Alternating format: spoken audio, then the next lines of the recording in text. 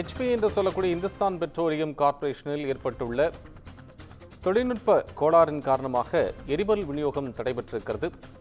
நாடு முழுவதும் 36 மணி நேரத்திற்கு மேலாக எரிபொருள் தட்டுப்பாடு ஏற்பட்டிருக்கிறது.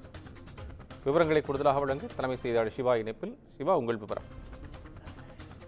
கோபால், இந்துஸ்தான் பெட்ரோலியம் கார்ப்பரேஷன் லிமிடெடினுடைய நிறுவனத்தில் ஏற்பட்டிருக்கக்கூடிய தொழில்நுட்ப கோளாறு காரணமாக நாடு முழுவதும் எரிபொருள் விநியோகத்திற்கான அந்த செயல்பாடுகள் தடைப்பட்டுள்ளதாக தெரிவிக்கப்பட்டிருக்கிறது. இதனால் HPCL டிப்போக்களில் இருந்து பெட்ரோல் மற்றும் டீசல் விநியோகம் என்பது கிட்டத்தட்ட ஒரு 36 மணி நேரத்திலும் மேலாக பாதிக்கப்பட்டிருக்கிறது என்று HPCL அதிகாரப்பூர்வமாக தெரிவித்திருக்கிறது. இதற்கான காரணங்கள் என்பது சிஸ்டம் செயலிழப்பு என்று HPCL நிறுவனமாக தெரிவிக்கப்படுகிறது. இதற்கும் இந்திய பாகிஸ்தான் போருக்கும் சம்பந்தம் இருக்கிறதா என்றால், ஆனால் அவர்கள் தரப்பிலிருந்து அதனை மறுத்து இது முழுக்க முழுக்க தொழில்நுட்ப கோளாறு காரணமாக ஏற்பட்டிருக்கக்கூடிய ஒரு பாதிப்பு என்று அவர் தெரிவித்திருக்கிறார்கள்.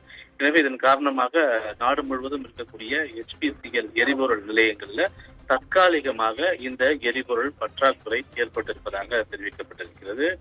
குறிப்பாக நாடு முழுவதும் HPCL மட்டுமில்லாமல் பாரத், ரிலையன்ஸ், இந்தியன் ஆயில் போன்ற பல்வேறு நிறுவனங்கள் மூலமாக பெட்ரோல், டீசல் போன்றவை விநியோகம் செய்யப்பட்டு வருகின்றன. இந்த நிலையில HPCL நிறுவனத்தில் ஏற்பட்டிருக்கக்கூடிய இந்த தொழில்நுட்ப கோளாறு காரணமாக கிட்டத்தட்ட ஒரு 36 மணி நேரத்திற்கும் மேலாக அவர்களுடைய டிப்போக்களிலிருந்து பெட்ரோல் மற்றும் டீசல் விநியோகம் என்பது செல்லாமல் இருக்கிறது, தடைப்பட்டிருக்கிறது என்று குறிப்பிடப்பட்டிருக்கிறது. எனவே இதனால் எரிபொருள் நெருக்கடி என்பது இல்லை என்று அதிகாரிகள் உறுதியளித்திருக்கக்கூடிய நிலையில இந்த செயலிழப்பு காரணமாக டிஜிட்டல் உட்கட்டமைப்பு முடங்கி இருக்கிறது.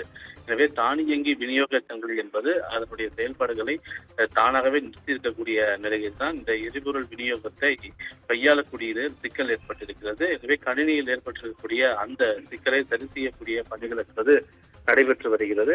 விரைவில் அதனை சரி செய்து எரிபொருள் தடையை நீக்குவோம் என்று அந்த நிறுவனத்தின் சார்பாக தெரிவிக்கப்பட்டிருக்கிறது. கோபால், நன்றி சிவா. அண்மை விவரங்களுக்கு நன்றி.